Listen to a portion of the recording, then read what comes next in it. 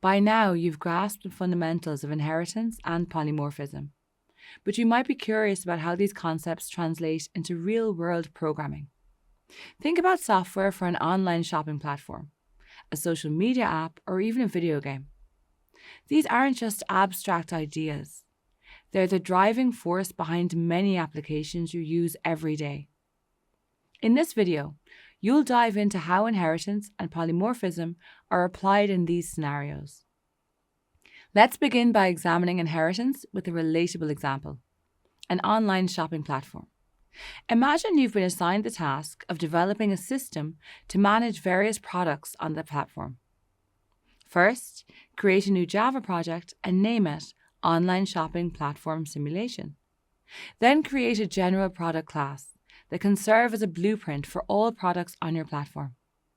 Once that's done, define two attributes, string name and double price, to store a product's basic information.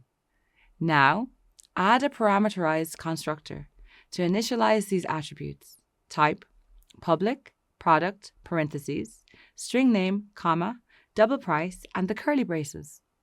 To complete the constructor, type this.name equal to name and this.price equal to price. Finally, add a method to display product information.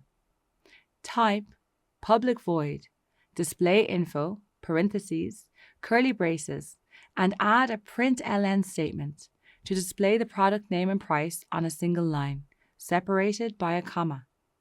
Next, let's extend the product to create two specific types: electronics and clothing. Both inherit the product's common features, but also add their own unique attributes.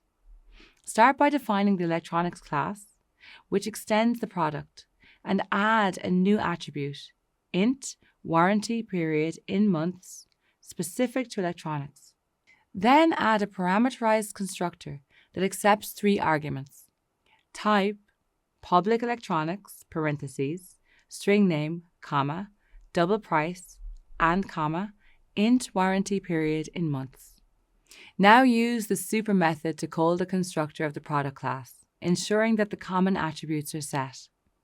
Type super, parentheses, name, comma, price. On the next line, type this dot warranty period in months equal to warranty period in months to initialize its value. Next, override the display info method to add warranty details to the output. Make space after line 7, right-click, and select the Generate.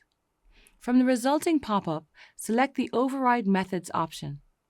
Then select Display Info and click on the OK button. Notice that IntelliJ has defined the method for you with the annotation and a call to product's display info method using super.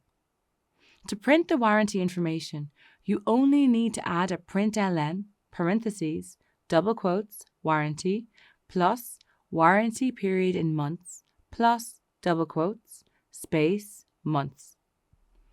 Now define the clothing class.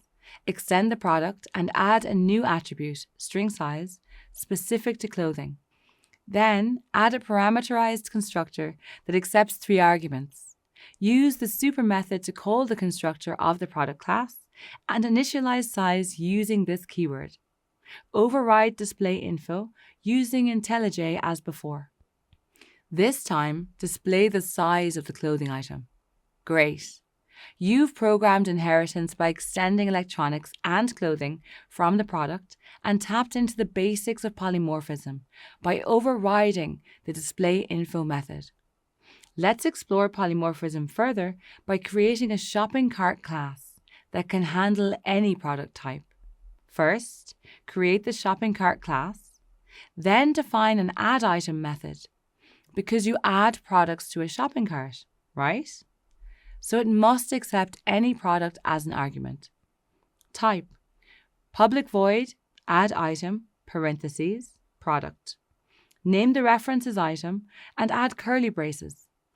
The method displays the product added to the cart and a confirmation message. So, call the display info method on the reference item.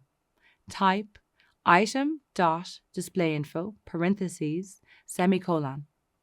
Add a println statement that says, item added to cart. When you call add item to add an electronics or clothing object to the shopping cart, polymorphism ensures that the correct version of display info is called based on the actual object type.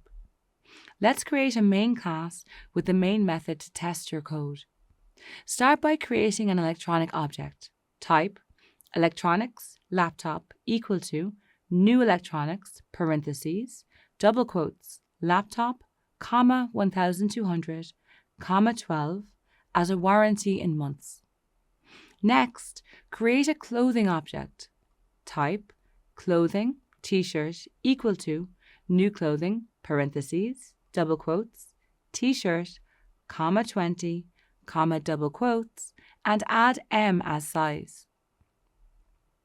Now create a shopping cart object. Type shopping cart, cart equal to new, shopping cart, parentheses. Call the add item method twice on the shopping cart object and pass the laptop and t-shirt objects. Let's run the code and observe the output. Here, polymorphism allows the cart to treat these different objects as products while still calling the correct display info method for each type.